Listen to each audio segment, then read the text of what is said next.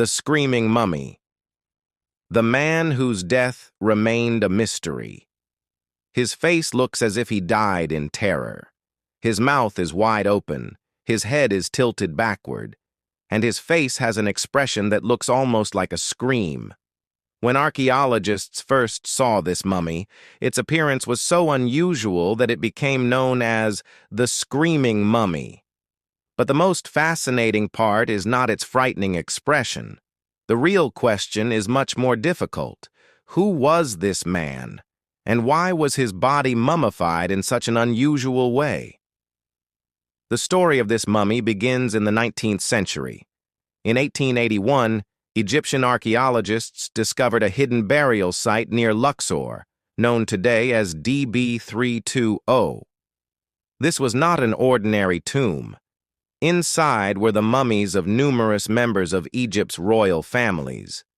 Pharaohs and members of the royal elite who had once ruled Egypt had been placed together in this secret hiding place.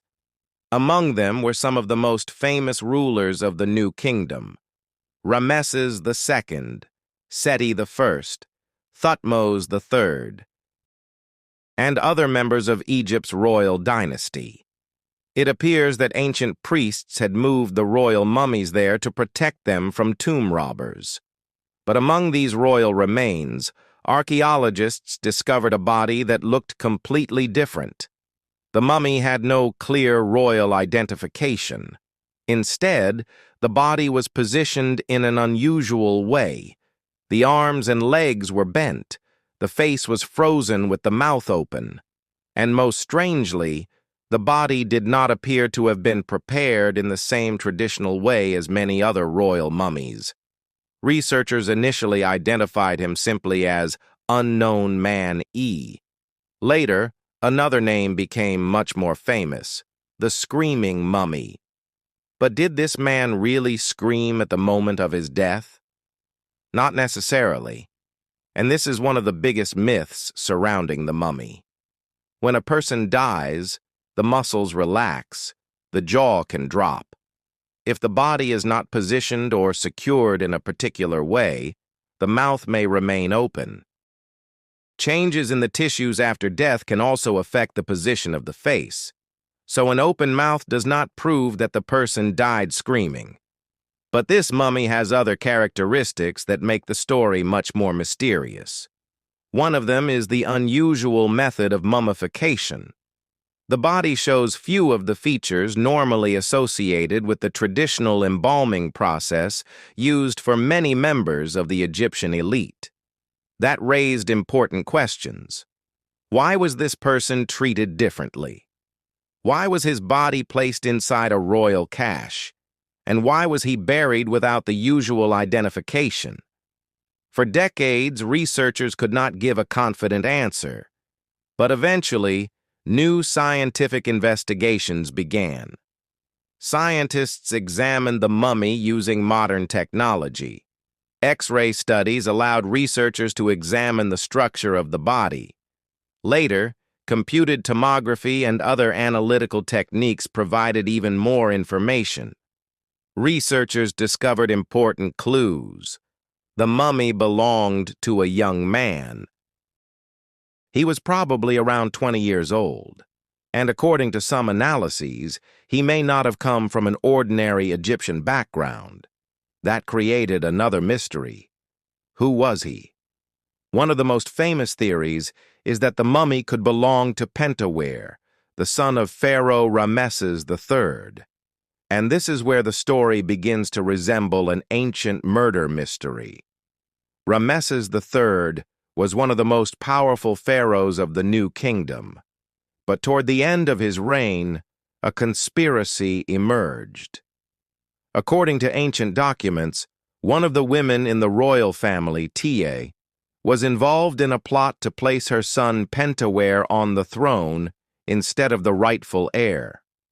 The conspirators planned to kill Ramesses III. The story of the crime survived in an ancient document known as the Judicial Papyrus of Turin. It is one of the most remarkable surviving records of an ancient Egyptian criminal investigation. The document describes the trial of people accused of participating in the conspiracy. Several of the conspirators were sentenced to death, but the fate of Pentawere is particularly interesting. The document states that he was allowed to take his own life. The exact method of his death is not described, and this is where the screaming mummy enters the story. Researchers proposed that the unidentified young man could have been Pentawere. Why? Because his body had been prepared in an unusual way. He did not appear to have received a conventional royal burial. His body was positioned differently, and its condition was unusual. There was another important clue. Genetic research has indicated a relationship between this young man and the mummy of Ramesses III. That became a significant piece of evidence.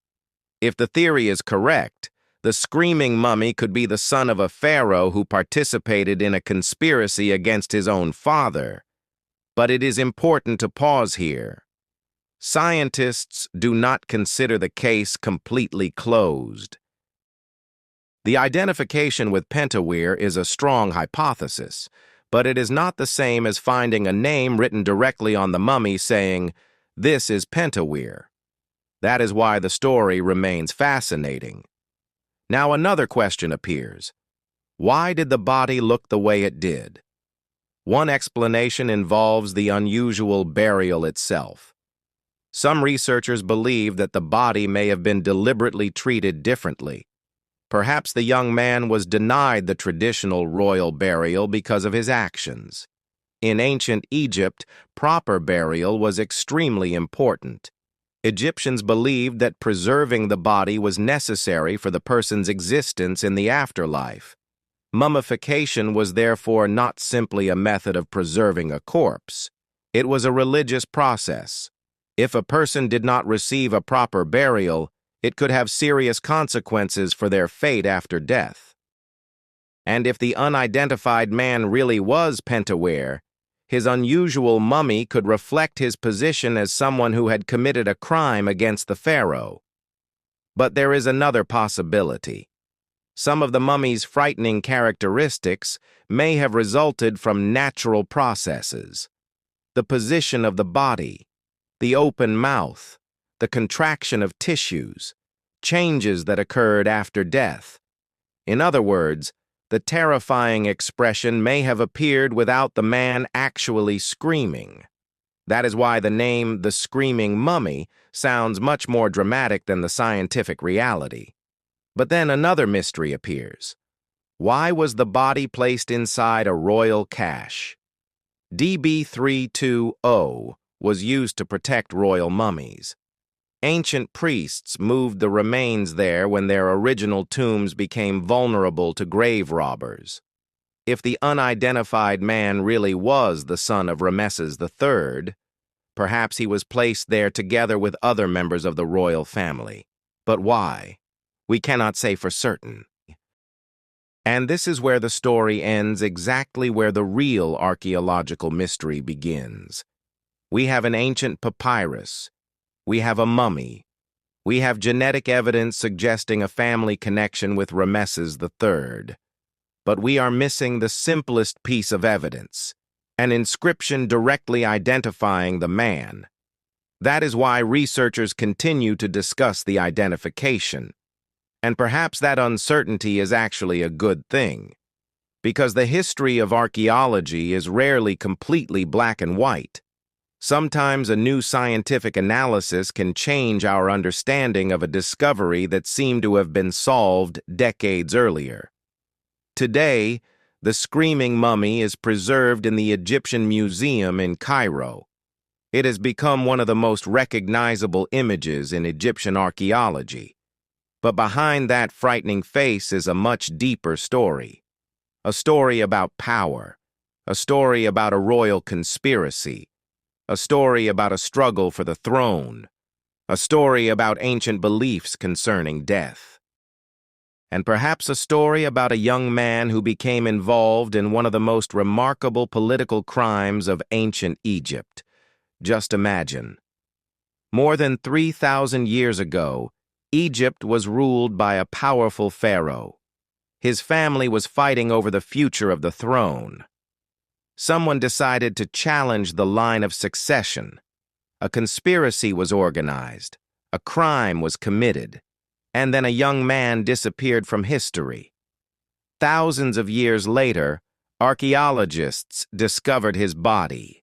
No name, no conventional funerary inscription, just an open mouth and a face that appears to be screaming. Perhaps this really is Pentawere. Perhaps it is not. And that is exactly why the screaming mummy remains one of the strangest mysteries of ancient Egypt. Because sometimes an archaeological discovery does not tell us the whole story. It leaves us just enough evidence to reconstruct the past, but not enough to completely eliminate the mystery. And perhaps that is the true fascination of this mummy. It is not screaming. It is simply silent. And more than 3,000 years later, we are still trying to understand who the man behind that face really was. And if this mummy truly belonged to Pentawere, then we are not simply looking at the remains of an unknown man. We may be looking at the remains of one of the participants in an ancient conspiracy that nearly changed the history of Egypt.